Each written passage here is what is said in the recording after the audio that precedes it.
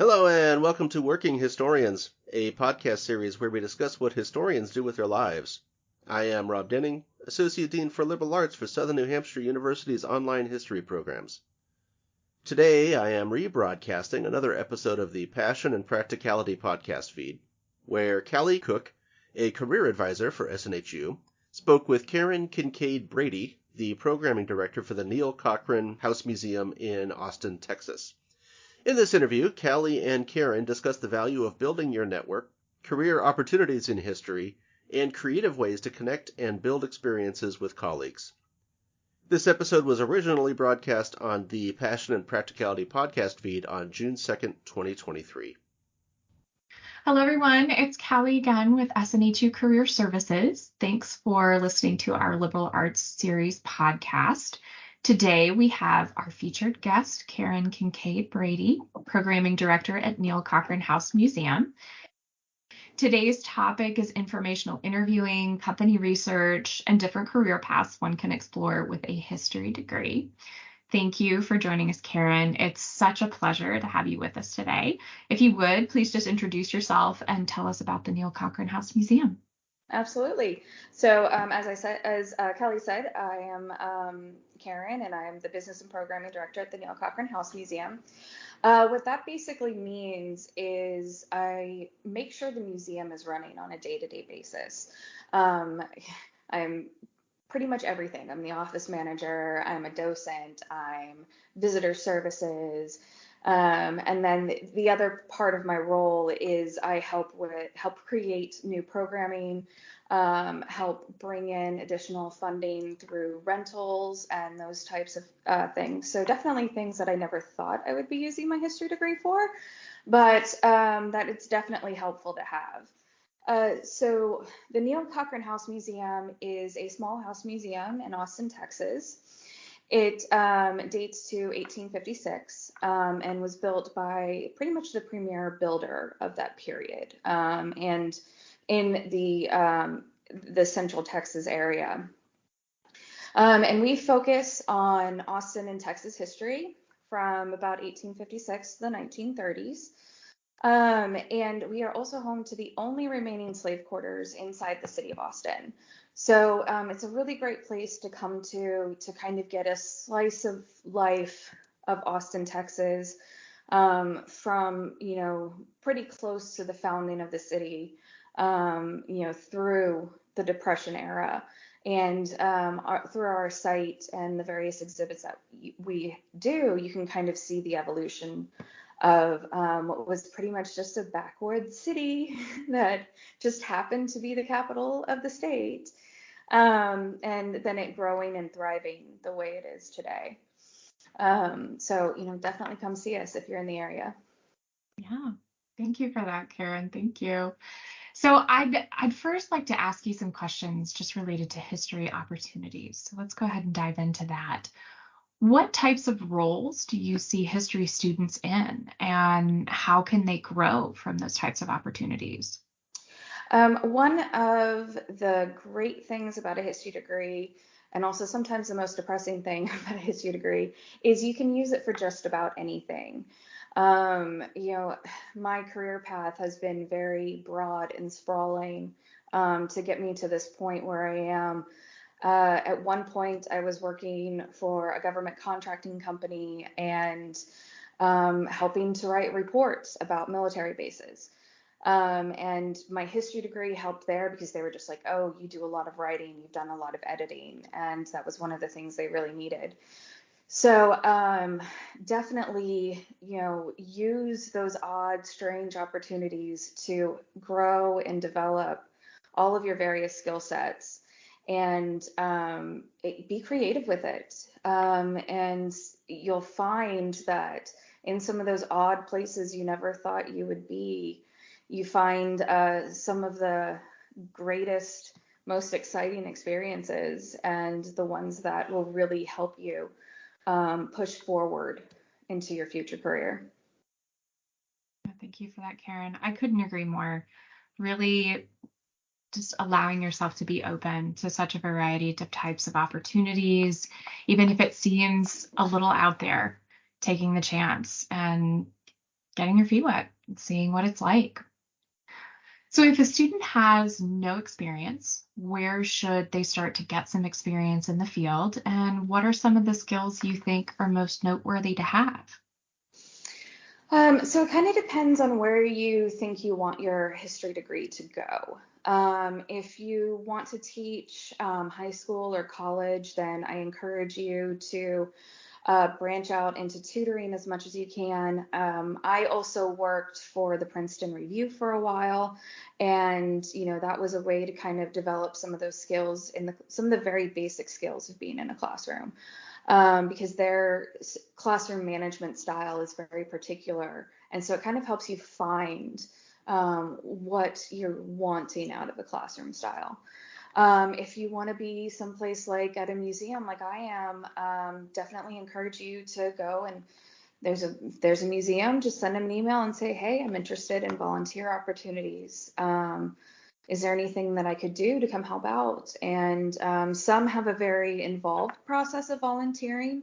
I know here in Texas, if you're working for one of the state sites, you do have to go through a pretty lengthy process. Here, because we are as small as we are, we're pretty much able to really take anyone who has some type of a background in history or even literature or art history, and bring them in to help us out in various ways. So volunteering is a great way, and even doing things like Habitat for Humanity is helpful, because one of the ways that I got here was through historic preservation, and that's all about taking care of buildings. So you can learn some of that through Habitat for Humanity. Or a lot of cities have special rehab days for historic buildings. So, again, it's definitely one of those, be creative with it. Talk to your professors, talk to your friends, talk with people, in museums, what got them there. And, it always feels like, well, there's a set route to get to where you want to be, but there never is. There's always different ways to do it. Absolutely. I couldn't agree more. It's so true that there are so many different routes to get there. And I'm so glad that you mentioned talking to your instructors, talking to your friends, talking to your peers, because having those conversations and building further and further on that network is so pivotal in finding opportunities and Yes. having the opportunity to think outside the box, much like this conversation that we're having, and really absorbing these recommendations. It's great things to be able to take back to your students. That actually makes me think of another really great way to gain experience. And thinking about networking, many conferences have really incredible student rates or scholarships. So, look into getting one of those scholarships to go to a conference, and you can network with people. I love going to conferences, because you know what? Everybody there is just as interested in the same things you are. So you can strike up a conversation with anyone. And you can also volunteer. If there's one in your city or nearby, volunteer for it. It gets you free access to the conference and gives you a chance to, again, network with people who are in your similar situation as you, and, network with other people. So that's definitely another great way. Love that. Love that suggestion. It's awesome. Absolutely awesome. So Karen, would you recommend that candidates applying to internships and full-time positions have a portfolio or social media related to their history experience? This one's a little more difficult. It depends on what it is you're looking at doing. Because a portfolio is going to look different for someone, in the museum world versus, you're usually sending just a writing sample in for an academic position. So I think that's, again, one of those places where you should sit down and talk with your professor, talk to people who are in the field where you want to go, and just, ask them, what are you looking for? What type of things do you ask for? After I started my position here, I actually started a portfolio of my own, specifically related to the interpretive panels that I've done for the museum. So in that case, it's helpful for me to have a portfolio. But when you're sending in a writing sample for an academic position, they're only going to look at one. And to be honest, it doesn't matter how long it is. They're probably only going to read a few pages of it. Yeah. So the social media, again, I think that falls under what it is that you're trying to do. If you're in academia, you have to be really careful with your social media use. But we hired a communications director not too long ago here, and that was definitely one of the questions we asked. What have you done for social media? What's your experience in it? And so that would be one of those where, again, go to a museum and ask them, do you need help with your social media? Because I guarantee they do, because there's never enough people at the museum doing these things. Oh. So yeah, I think it really does depend on what is being looked for. I think it's good to keep those things in mind, even if it's just in the back of your head. If I do create a portfolio, this is what I'm going to want in it. And remember that a portfolio, they're going to page through pretty quickly. I always think of that scene from The Devil Wears Prada, and she goes in for the interview and she's just, Yeah. That's what's going to happen. So make sure it's things that are aren't super wordy, things that are vibrant, that are going to catch the attention, showing what your capabilities are. Yeah, absolutely. Much like a resume, you want it to be conveying the exact message that it needs to convey for the opportunity. So yeah, great advice there too. Excellent advice. Do you find that academic projects from college contribute to a student's overall experience and potential for landing interviews? Absolutely. One of the things that helped me get this position was when I was working on my master's in historic preservation. My big studio project was actually creating an interpretive plan for a historic building in a small town. And the fact that I had done that and that I could bring it in and show it, showed that, it was pretty crude for what it was, but, it still showed that I'd had the initiative to do that type of thing. And then I'd also written a paper about a museum in San Antonio at one point, and I submitted that as well as a writing sample. And, I think that also helped because it showed that those connections and my desire to learn about this particular world. So yeah, definitely, those academic projects, they're going to help you get jobs because those are going to be some of your most significant writing for a very long time. So, it's those academic projects that first get turned into journal articles that get turned into publications. So they definitely help for your future. That's good to know. And it really, really makes me want to encourage students to really put a lot of value into those assignments as well. What's your career plan for the future? And really hone in however much you can for that assignment in that interest area. Yeah, absolutely. This is really great information. Thank you. Yeah, this is really great. Let's go ahead and move into some questions that are related to informational interviewing and a little bit of company research. So what do you believe is the benefit of a student conducting an informational interview in the history field? I think it certainly helps them, figure out what it's going to look like in that career that they're thinking about going into. There are plenty of things that I sat there and was just like, oh, I'm going to do that when I grow up. And then, I get into that job and I'm just like, this is miserable. I don't like this. I'm not happy here. So they're definitely worthwhile just to kind of give you that chance to really think about where it is you want to go, because you're going to, even if you're able to switch fields, and many people are, you're still going to be there for a good chunk of your life. Absolutely. Absolutely. Definitely true. What questions would you suggest that students ask in an informational interview? Oh, definitely things like, what's your day-to-day life like? If you want something where you're doing a lot of research, how much research are you actually able to do? If you want to, teach, how much time are you actually going to be in the room with the students? How much time are you going to be doing things outside of that particular activity?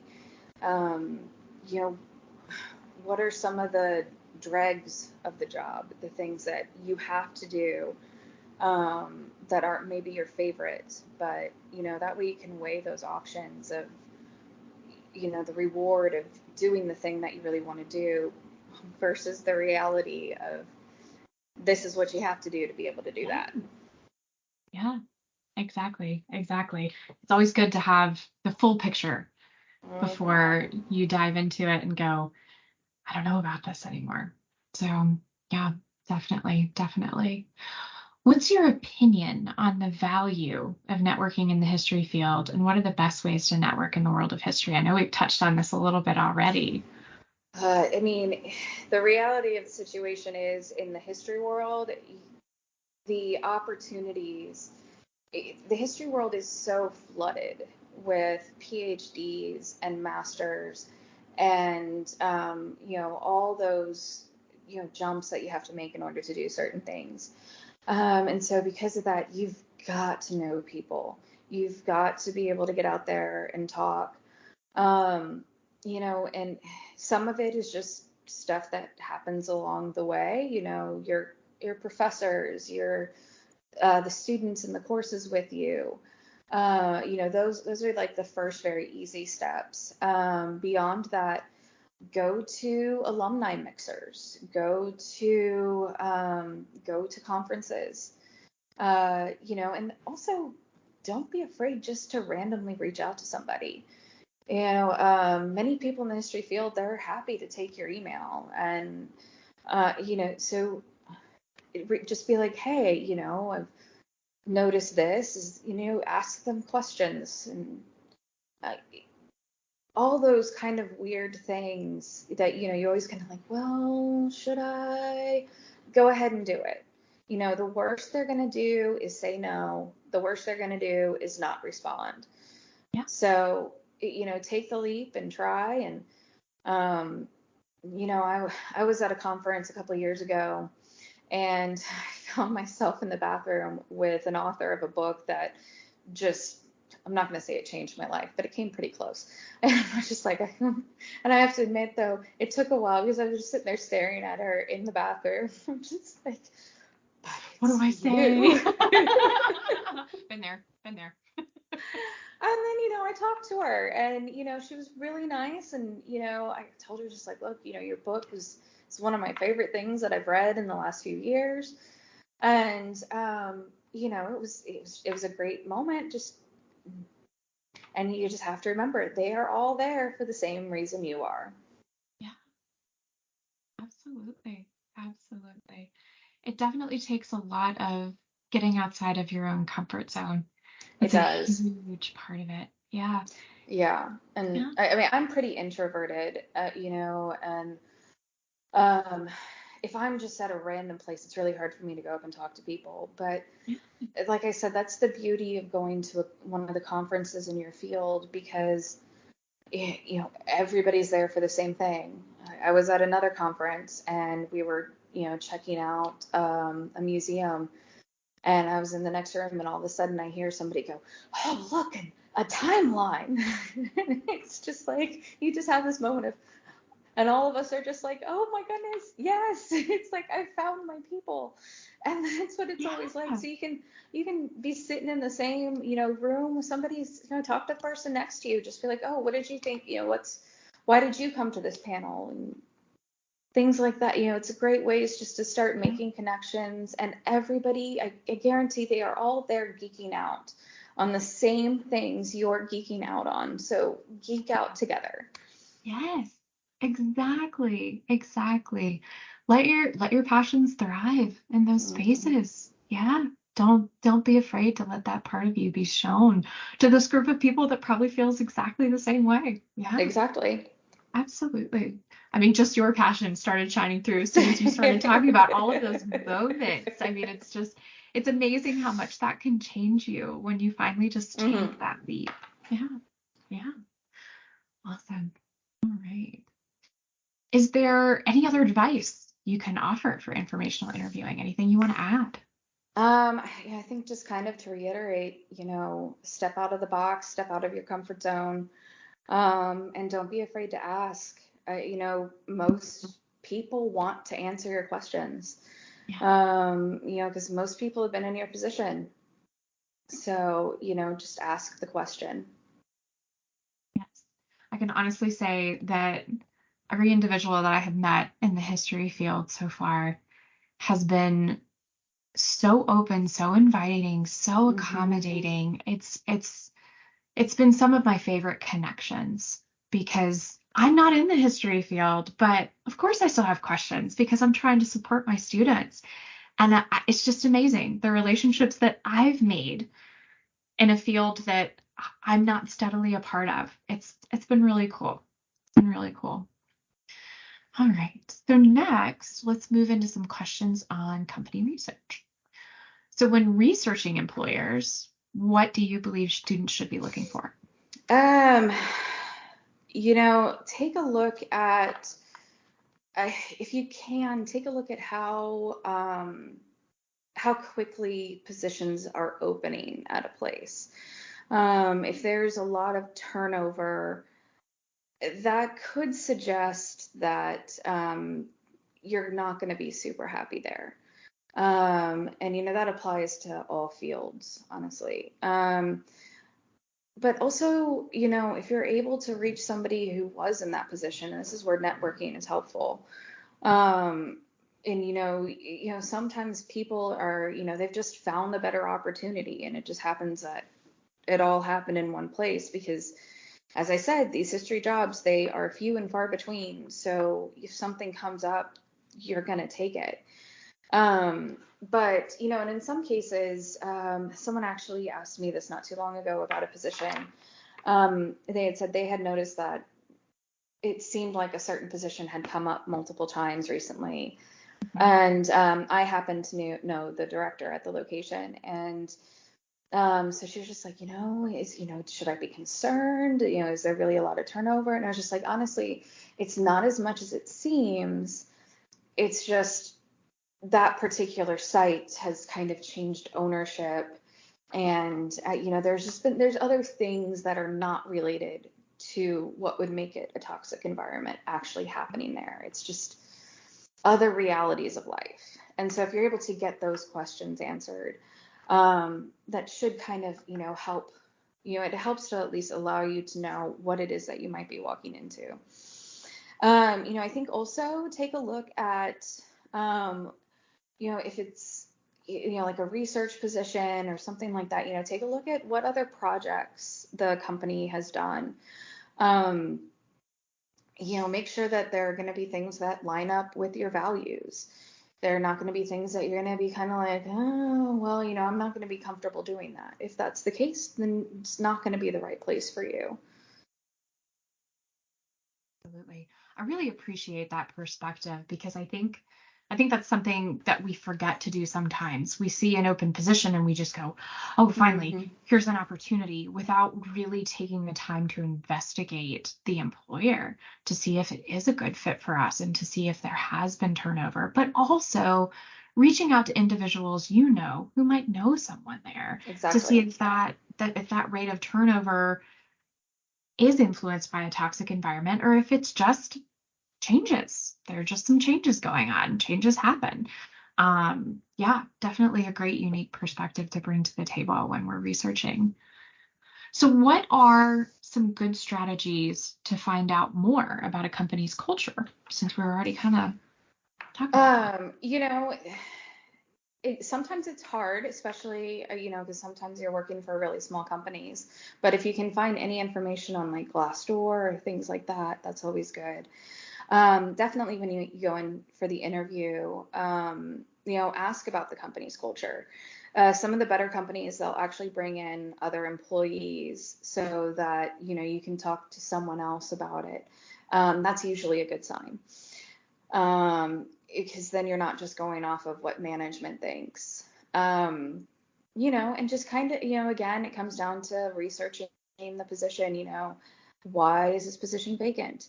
Also another thing to do is to look at, even just pay scales at other places, because maybe the company is offering a really low ball for what that position should be paid.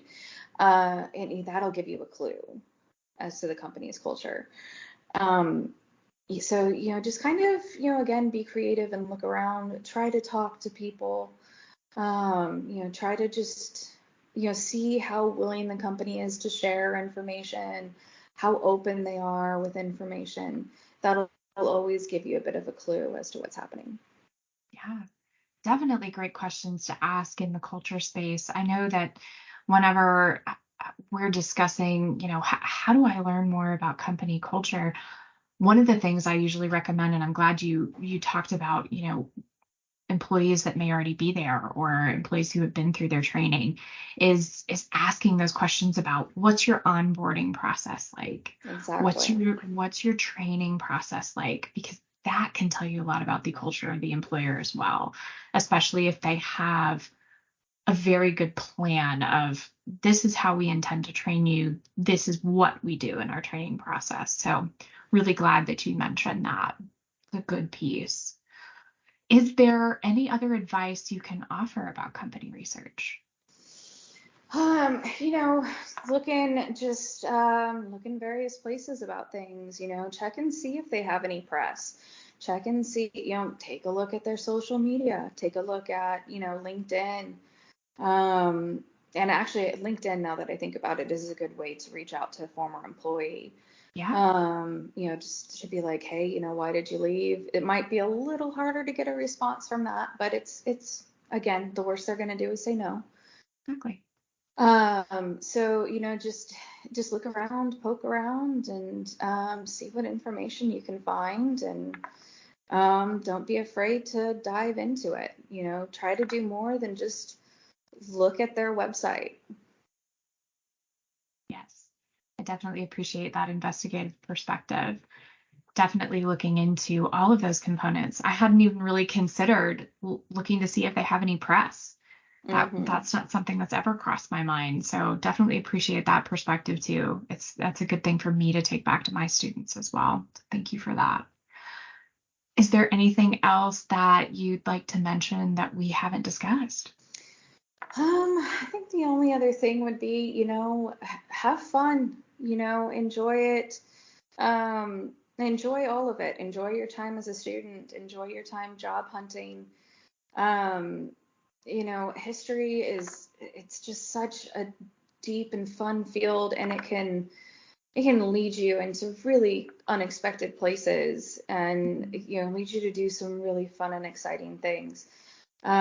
So feel free to be creative with, what options there are and what different things you can do. Absolutely. Absolutely. Well, thank you for that, Karen. I know that there are a lot of students out there that need to hear that piece of them is so valuable in that space. And all they have to do is bring it and find the right people who are in their circle to celebrate it with them. So Exactly. thank you. Thank you for that. This is all the questions I have. Again, I'd like to thank you for joining me today. Your commentary has been so incredibly helpful, and I know how much I appreciate it, and I know how much our students appreciate it as well. And thank you to all of our listeners. We hope that this episode has given you some great insight into careers in history. Be sure to check out our other episodes from the Passion and Practicality podcast for more great discussions related to liberal arts. All right. Thank you, everyone. And thank you all for joining us today. This episode originally appeared on the Passion and Practicality podcast feed, but today is appearing on the Working Historians podcast feed, and you can subscribe to either of those podcasts on any podcast app, including Apple Podcasts, Google Podcasts, Spotify, Podbean, Amazon Music, Pandora, or whatever else you prefer. You can even count how many times I said the word podcast in that sentence. That way you won't miss any episodes and you'll continue to hear about all the other cool stuff that historians do with their lives. This podcast, there's one more, this podcast does not represent the views of Southern New Hampshire University. If you have any questions or comments for this or any of our other podcasts, send us a message to workinghistorians@gmail.com. For Callie Cook and Karen Kincaid Brady, I am Rob Denning. Happy job hunting.